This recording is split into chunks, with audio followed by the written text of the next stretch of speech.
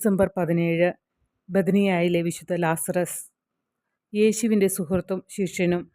4 ദിവസം തൻ്റെ കല്ലറയിൽ കഴിഞ്ഞതിന് ശേഷം യേശുവാൽ ഉയർത്തെഴുന്നേറ്റു.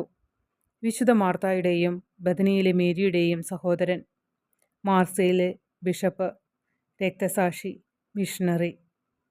ഒരു പാരമ്പര്യമനുസരിച്ച്, അല്ലെങ്കിൽ വ്യത്യസ്ത കാലഘട്ടങ്ങളിലെ പാരമ്പര്യങ്ങളുടെ ഒരു പരമ്പരയനുസരിച്ച്, ബഥനിയയിലെ കുടുംബത്തിലെ അംഗങ്ങളെയും ക്രിസ്തുവിൻ്റെ സുഹൃത്തുക്കളെയും ചില വിശുദ്ധ സ്ത്രീകളെയും അവൻ്റെ ശിഷ്യന്മാരിൽ ചിലരെയും ശത്രുക്കളായ യഹൂദർ കടലിൽ ഇറക്കിവിട്ടു. കപ്പലോ തുഴയോ ചുക്കാൻ പോലുമില്ലാതെ അത്ഭുതകരമായ ഒരു യാത്രയ്ക്ക് ശേഷം പ്രൊവിൻസിൽ ഇന്ന് സെയിൻറ്റ് മേരീസ് എന്ന് വിളിക്കപ്പെടുന്ന സ്ഥലത്ത് ഇറങ്ങി. ഗൗളിൻ്റെ തെക്കുകിഴക്കിൻ്റെ വിവിധ ഭാഗങ്ങളിൽ പോയി സുവിശേഷം പ്രസംഗിക്കുന്നതിനായി അവർ അവിടെ വേർപിരിഞ്ഞതായി പറയപ്പെടുന്നു. ലാസർ മാസയിലേക്ക് പോയി അവിടുത്തെ നിരവധി നിവാസികളെ ക്രിസ്തുമതത്തിലേക്ക് പരിവർത്തനം ചെയ്തു. അവരുടെ ആദ്യത്തെ ബിഷപ്പായി.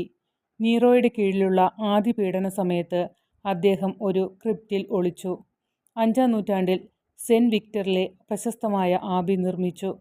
ഡൊമീഷ്യൻ്റെ പുതിയ പീഡനകാലത്ത് വിശ്വാസത്തിനു വേണ്ടി രക്തം ചൊരിയുമ്പോൾ ഇതേ രഹസ്യത്തിൽ അദ്ദേഹത്തെ സംസ്കരിച്ചു. വിശുദ്ധ ലാസറെ ജയിലിന് താഴെയുള്ള ഒരു ഗുഹയോട് സാമ്യമുള്ളതായി വിശ്വസിക്കപ്പെടുന്ന സ്ഥലത്ത് തടവിലാക്കി ശിരഛേദം ചെയ്തു. അദ്ദേഹത്തിൻ്റെ മൃതദേഹം പിന്നീട് ഓട്ടണിലേക്ക് മാറ്റുകയും ആ പട്ടണത്തിലെ കത്തീഡ്രലിൽ സംസ്കരിക്കുകയും ചെയ്തു. എന്നാൽ മാസയിൽ നിവാസികൾ അവകാശപ്പെടുന്നത് അവർ ഇപ്പോഴും ആരാധിക്കുന്ന അദ്ദേഹത്തിൻ്റെ തലയാണ്. വെസ്സേലിയയിലെ വിശുദ്ധ മഗ്ദലനയുമായി ബന്ധപ്പെട്ട രേഖകൾക്കൊപ്പം 11-ാം നൂറ്റാണ്ടിലെ ഒരു കയ്യെഴുത്തുപ്രതിയിൽ അടങ്ങിയിരിക്കുന്ന ഒരു രചനയിലാണ് മഗ്ദലനയെ ഗൗളിലേക്ക് കൊണ്ടുവന്ന യാത്രയുമായി ബന്ധപ്പെട്ട് ലാസറിനെക്കുറിച്ച് ആദ്യമായി നമ്മൾ വായിക്കുന്നത്.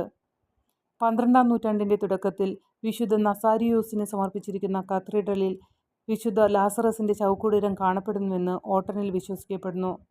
ഒരു തിരച്ചിൽ നടക്കുകയും അവശിഷ്ടങ്ങൾ കണ്ടെത്തുകയും ചെയ്തു. അവ ഗൗരവമായി വിവർത്തനം ചെയ്യപ്പെട്ടു. യേശു ലാസറിനെ ഉയർത്തിയതിൻ്റെ വിവരണം യോഹന്നാൻ്റെ സുവിശേഷത്തിൽ വിവരിക്കുന്നു.